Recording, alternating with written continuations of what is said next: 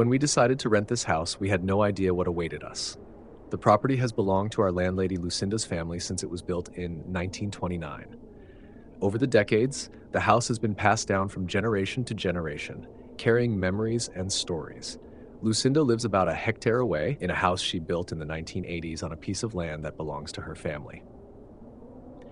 In addition to our house, she also rents out another residence located on the corner of the property. The farm, which covers an impressive 14 hectares, is mostly used for growing beans. The house we rented was originally the main farmhouse of the Miller family, a family locally recognized for their fight against slavery. My husband, our 2 children, our dog, and I moved in on April 1st of this year. The house, despite being small with only 2 bedrooms, has undeniable charm. It still maintains its original wooden finishes around the windows and baseboards. The only modern part of the structure is the garage, built entirely of concrete blocks. Since I love old houses, I started making small improvements to preserve its character. At this moment, Lucinda is facing a serious illness, and my concern is that she can focus on her health without worrying about trivial house matters. In the first few months, everything seemed normal, except for a minor issue with the well water, which was quickly resolved. However, our peace didn't last long. That morning, everything started as usual. I recently went back to studying and am pursuing a degree in physical therapy after struggling to find a job in early childhood education. My husband, who is a police officer, had the day off and decided to let our kids sleep in with him, sparing me the trouble of taking them to the babysitter before dawn. While getting dressed in the living room so I wouldn't wake anyone, something inexplicable happened. When I turned on the bedroom light, I noticed that the children's room door was slightly open, and someone was watching me. The figure, partially hidden behind the doorframe, had curly, messy blonde hair. It was clearly taller than my children. In a slow, calculated motion, the head disappeared behind the door. It lasted only seconds, but long enough to paralyze me. What made it even more impossible? The children's room was small, with my daughter's bed positioned against the wall near the door.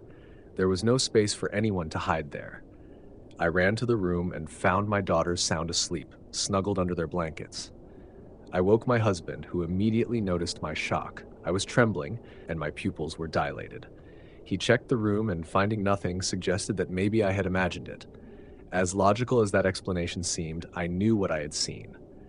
Time passed, and I tried to forget the incident until something even stranger happened, this time to my husband. It was nighttime, and he was brushing our daughter's hair after her bath. Suddenly, he saw a dark shadow quickly pass through the doorway of the children's room. The movement was brief, but clear enough for him to call out to me. When I entered the room, he looked visibly shaken, goosebumps covering his arms. Our 3-year-old daughter noticed the strange atmosphere and innocently asked, "Who's there, Daddy?" Her words made the moment even more unsettling, and then the unexplainable happened again. As we were putting the kids to bed, one of their toys, a small musical circus, started playing by itself. Not just once, but multiple times. The toy, which only works when the acrobat slides along the tightrope, couldn't have activated without interference. My husband, in disbelief, called me from the bathroom to witness what was happening. The moment I approached the toy, it played one last time. Since moving in, no toy had ever turned on by itself. Now, our only option is to seek answers. This weekend, we will install cameras in the bedrooms and the play area.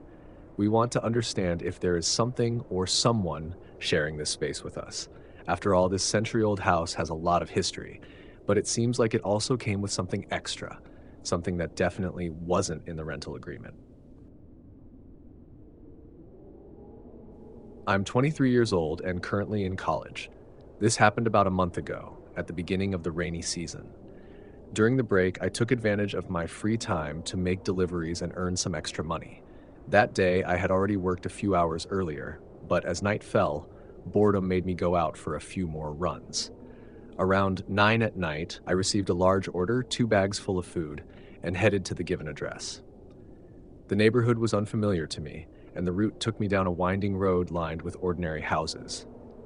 As I progressed, I noticed that the street seemed to be a dead end, but the GPS insisted that the destination was just ahead. As I approached, my headlights illuminated a small wooden gate with engraved numbers, confirming that I was in the right place. I found it odd that none of the other houses had a gate.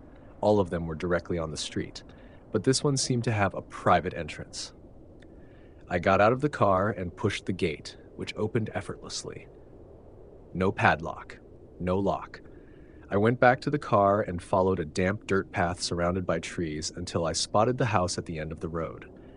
Unlike the other houses in the neighborhood, this one was clearly older, entirely made of wood and relatively small. But what unsettled me the most was the absolute silence and the fact that, despite the recent order, no lights were on. To make matters worse, the front door was wide open. With the bags in hand, I climbed the porch steps and stopped at the entrance. The silence inside the house was almost suffocating. I placed the bags on the floor, ready to leave, when a voice from upstairs broke the silence. "Hey, you can bring it up here, buddy." My heart pounded. The staircase was right next to the entrance, but the house was so dark that I couldn't see the top. Still, I took a few steps inside. "That's it, kid. Just come up and I'll take it from here." The voice came from the darkest part of the staircase, where my sight couldn't reach. A chill ran down my spine. Something inside me screamed that something was wrong. My breathing grew heavy. My senses were on high alert. That's when I snapped out of that strange trance. Without hesitation, I stepped back, dropped the bags on the porch, and ran back to the car. I jumped in, slammed the door shut, and sped away without looking back. I never told anyone what happened that night. But days later, driven by curiosity, I looked up information about that address. What I discovered chilled me to the bone. That house had been abandoned for years. It was state property. If someone had really been at the top of that staircase, I would never know who or what. And honestly, I'm grateful I never found out. I work at a small, rarely busy bowling alley in my town. It's one of those family-owned establishments that has seen better days, but for some reason it has always been a frequent spot for a few regulars. Maybe because it was one of the few places open 24 hours a day, 7 days a week. At least, it used to be. This happened in December during one of the dreaded night shifts from 10 p.m. to 6 a.m. The place was usually empty at that time, but on that particular night, the silence was even more absolute. A storm had been hitting the city since the moment I arrived for work, and no customers had shown up. I spent 2 hours cleaning the lanes, except for one, just in case a group decided to appear at the last minute. When I looked out the window, I saw the parking lot completely empty. The heavy rain had formed massive puddles, making it nearly impossible for anyone to drive there without difficulty. With not much to do, I pulled a chair near the window and sat down, just watching the storm. There were no cameras in the building and no one to supervise me, so on slow nights like that, taking long breaks or even napping was common. Then, about an hour later, a loud noise came from the back of the lanes. It startled me awake immediately. I jumped up and started walking toward the back room, having no idea what could have caused the noise. Maybe it was just the storm outside. That room stored the pins, bowling balls, and the machines that kept everything running. It was a long corridor stretching the entire length of the building. When I opened the door, the room was completely dark. At first, I didn't see anything unusual, until I looked down. Water was trickling across the floor, forming a clear pattern of footprints. My blood ran cold. "Hello? Who's there?" I called out, taking a few hesitant steps inside. I repeated the question a few times, but the only answer was the suffocating silence of the place. Then something caught my attention, an envelope pinned to the wall. With trembling hands, I opened it, and my stomach twisted at what was inside. Photos. Photos of me. Images of me cleaning the lanes, walking around the bowling alley, but one in particular made my body freeze. It was a picture of me sitting near the window. The angle was so close that whoever took it must have been just a few feet behind me. The air disappeared from my lungs. Without thinking twice, I ran out of the corridor and grabbed the phone at the front desk, dialing 911 with trembling fingers. I waited for a minute that felt like an eternity. The silence in the building became unbearable. I knew I wasn't alone. The panic grew so intense that I decided to run to my car and wait inside. Despite the storm, the police arrived surprisingly fast, 2, maybe 3 minutes later. But as I had feared, they found nothing. No signs of forced entry, no footprints other than the ones I had seen earlier. And of course, with no cameras, there was nothing to investigate.